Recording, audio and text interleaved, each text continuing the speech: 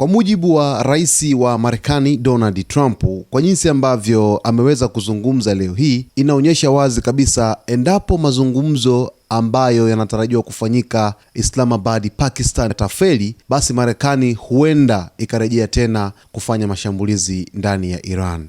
Na Trump ana hasira sana kuhusu mfereji wa Hormuz ambao hadi kwa hivi sasa uko chini ya udhibiti wa Iran, na bado meli zimekuwa zikipata wakati mgumu kuweza kupenya katika mfereji huo. Sasa Trump alipokuwa akizungumza na gazeti la The New York Post siku ya Ijumaa, aliweza kutoa tishio jipya kwa Iran akisema kwamba meli zao za kivita zinawekewa upya silaha bora kabisa ili kuendelea na mashambulizi dhidi ya Iran iwapo mazungumzo ya amani yanayofanyika Pakistan yatashindwa. Kumbuka, rais wa Marekani Donald Trump ametoa onyo kwa Iran, lakini makamu wa rais wa Marekani JD Vance wakati akielekea Islamabad, Pakistan, naye pia ametoa onyo kwamba endapo Irani itaisumbua Marekani, basi Marekani hawatakuwa na cha kupoteza. Hawa wote ni viongozi wakubwa wa taifa la Marekani, wametoa onyo ambalo moja kwa moja linaiendea nchi ya Iran. Lakini vile vile muda mchache uliopita, Trump ameandika ujumbe kupitia kwenye mtandao wake wa kijamii wa Truth Social akiilenga Irani, akielezea Irani kwa jinsi ambavyo sasa hivi kinajiri katika nchi yao. Na nukuu ujumbe wake, Trump alisema kwamba Wairani hawaonekani kutambua kuwa hawana nguvu zilizobaki hadi hivi sasa, isipokuwa tu kutoa vitisho vya muda mfupi kwa ulimwengu kwa kutumia njia za kimataifa za majini. Sababu pekee inayowafanya wawe hai leo hii ni ili wafanye mazungumzo.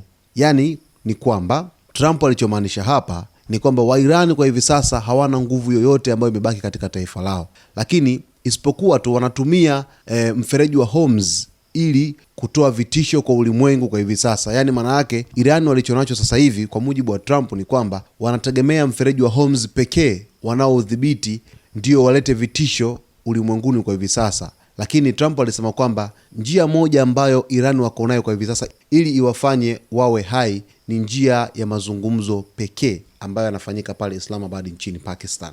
Imekuwa ni kawaida kwa rais wa Marekani Donald Trump kuweza kutoa kauli zake kupitia mtandao wake wa kijamii wa Truth Social, lakini vile vile Trump amekuwa akizungumza na vyombo mbalimbali vya habari huko nchini Marekani hata kwa njia ya simu za kawaida. Amekuwa ni mtu ambaye anatoa taarifa zake moja kwa moja kupitia vyombo hivyo, lakini vile vile muda mwingine kuweza kuchapisha kwenye mtandao wake wa kijamii wa Truth Social. Kitu ambacho rais wa Marekani Donald Trump hivi sasa anakifanya ni kama vile kuitocha Iran kuelekea mazungumzo ya amani pale Islamabad nchini Pakistan, ambapo Irani inakwenda kwenye mazungumzo haya ikiwa na misimamo yake 10 ambayo imeweza kuitoa moja kwa moja kwenda kwa Marekani.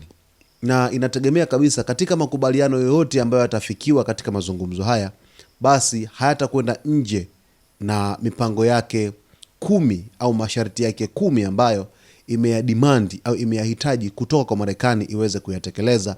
Ndipo ambapo mazungumzo yatakuwa yenye tija na chanya kwa upande wa Iran. Sasa kuna vitu vingi sana ambavyo kwa sasa hivi vitajiri kufuatia mazungumzo haya ambayo yanatajwa kuwa yenye chanya kwa kiasi kikubwa sana na yataleta afueni kubwa katika mzozo ambao umeikumba Mashariki ya Kati kwa takriban siku 40 non-stop bila kusimama za vita. Nilikuahidi mtazamaji kwamba nitakuletea update zote kutoka huko Mashariki ya Kati katika mazungumzo hayo. Cha msingi ni kuweza kuwa karibu na Zone Media kwa kusubscribe channel yetu, kulike, kucomment pamoja na kushare.